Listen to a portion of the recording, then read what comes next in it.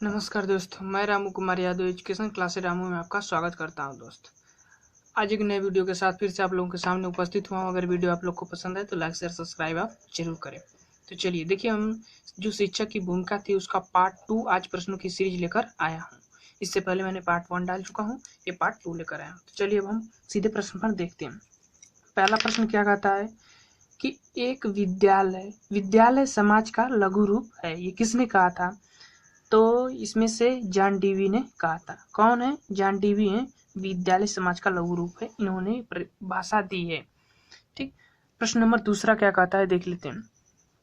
किस आयोग ने 10+2+3 शिक्षा प्रणाली की सिफारिश की थी? ऑप्शन है कोठारी आयोग, मुदालियर आयोग, आचार्य राममूर्ति समिति, इनमें से कोई नहीं। तो इसमें से किसने की थी सिफारिश? तो यह है मुदालियर आयोग। ऑप्शन नंबर दूसरा मुदालियर आयोग ने की थी। प्रश्न नंबर तीसरा का था, किस समिति ने अपव्यय व अवरोध को परिभाषित किया है? कौन? ऑप्शन देखिए, कोठारी आयोग, हटांग समिति, मुदालियर आयोग, कोई नहीं। तो इसमें से है हटांग समिति ने अपव्यय व अवरोध को परिभाषित किया था। प्रश्न नंबर 4 क्या कह रहा है? छात्र शिक्षक का अनुकरण कब करेगा? ऑप्शन है जब शिक्षक आदर्श रूप में कार्य करेगा, जब शिक्षक बच्चों को पुरस्कार देगा, ये गलत है, जब शिक्षक बच्चों को खेल खिलाएगा, ये भी नहीं उतना अच्छा है, ये सभी। ऑप्शन नंबर सबसे ज्यादा बेस्ट इसमें है, जब शिक्षक आदर्श रूप से कार्य करेगा तभी बच्चे उस शिक्षक का अनुकरण करते हैं। ठीक। प्रश्न नंबर 5 क्या कह रहा है, देख लेते हैं। प्रश्न नंबर 5 कहता है, किस मनोवैज्ञानिक ने शिक्षा को एक मनोवैज्ञानिक आवश्यकता माना है? डेवी ने, लूथर गुलिक ने, विलियम जेम्स ने, ये सभी। तो किसने माना है मनोवैज्ञानिक आवश्यकता? तो वो है शिक्षा को मनोवैज्ञानिक आवश्यकता मानने वाले डेवी। ठीक। अब प्रश्न नंबर 6 पर चलते हैं। प्रश्न नंबर 6 क्या कह रहा है, देखिए। भारतीय समाज के समग्र व्यक्तित्व के विकास की जिम्मेदारी किसे सौंपी गई है?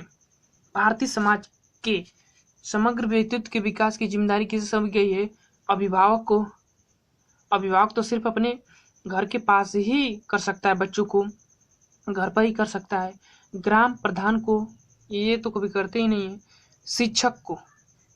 तो सबसे ज्यादा इसमें जो समाज का विकास करते हैं, व्यक्तित्व के, समाज के समग्र व्यक्तित्व का विकास करते हैं, तो वो तो शिक्षक है। तो ऑप्शन नंबर दूसरा सही होगा। प्रश्न नंबर तीसरा है, 7वां है, एक शिक्षक का विश्वसनीय होना क्यों आवश्यक है? एक शिक्षक का विश्वसनीय होना क्यों आवश्यक है? छात्रों का शिक्षक से बेहतर संवाद स्थापित होने के उद्देश्य से। दूसरा ऑप्शन देखने, छात्रों को अनुशासन में रखने के लिए। ये तो कभी अनुशासन में रखा ही नहीं जाता है, तो ये गलत है। दोनों ये भी गलत, इनमें से कोई नहीं, ये भी गलत।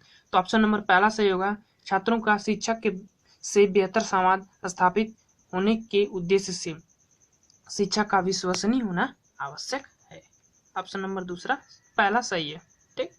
अब प्रश्न नंबर 8 पर चलते हैं। प्रश्न नंबर 8 क्या कह रहा है, शिक्षण प्रणाली अगर दोषपूर्ण हो और शिक्षक को की भूमिका प्रभावी न हो, छात्रों में कौन सा दोष उत्पन्न होता है? प्रभावी न हो तो छात्रों में कौन सा दोष उत्पन्न होता है? अनुशासनहीनता का, अनुशासन। जब शिक्षक का जो शिक्षण प्रणाली हो दोषपूर्ण हो तो अनुशासन तो कभी होगा ही नहीं, अनुशासन में तो कभी होगा नहीं बच्चे। तो ऑप्शन नंबर पहला सही होगा, अनुशासनहीनता उत्पन्न हो जाती है। ठीक। प्रश्न नंबर 9 क्या है, किन गुणों को नेतृत्व हेतु आवश्यक माना जाता है? मतलब अगर कोई नेतृत्व कर रहा है, लीडरशिप ही कर रहा है, तो उसमें कौन सा गुण आवश्यक है? बौद्धिक कुशाग्रता का, नैतिक जागरूकता का, दोनों का, इनमें से कोई नहीं। तो देखिए, बौद्धिक कुशाग्रता का भी गुण होना चाहिए अगर वो लीडरशिप ही कर रहा है तो, और नेतृत्व जागरूकता का, नैतिक जागरूकता का भी गुण उसके अंदर होना चाहिए। तो ऑप्शन नंबर तीसरा सही होगा। ठीक। अब प्रश्न नंबर हम चलते हैं 10 पर। प्रश्न नंबर 10 क्या कह रहा है, देखिए। प्रश्न नंबर 10 कह रहा है, एक शिक्षक का निजी जीवन किस प्रकार का होना चाहिए? अपने पद के स्वाभिमान के अनुरूप। स्वाभिमान तो करना ही नहीं चाहिए कभी, ये ऑप्शन गलत है। शिक्षक के पद की गरिमा के अनुरूप।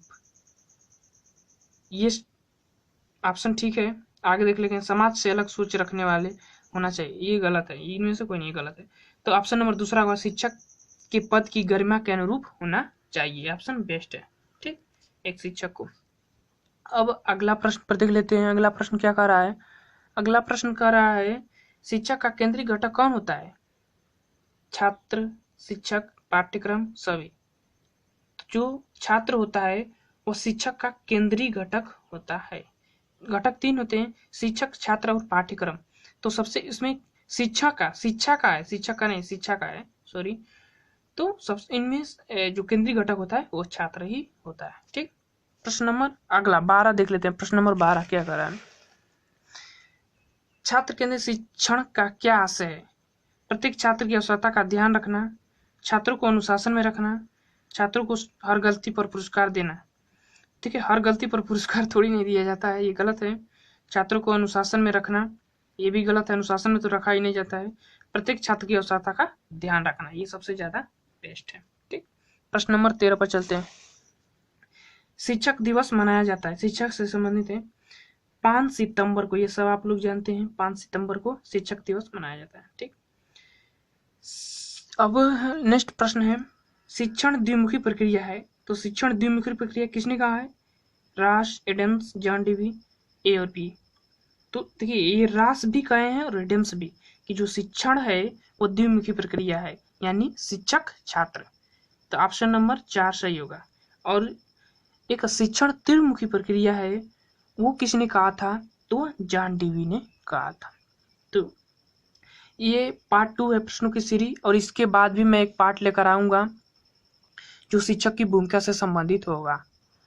अगर ये वीडियो आप लोग को पसंद आए तो लाइक, शेयर, सब्सक्राइब आप जरूर करें, तथा साथ ही साथ बेल आइकन घंटी को भी दबा दें।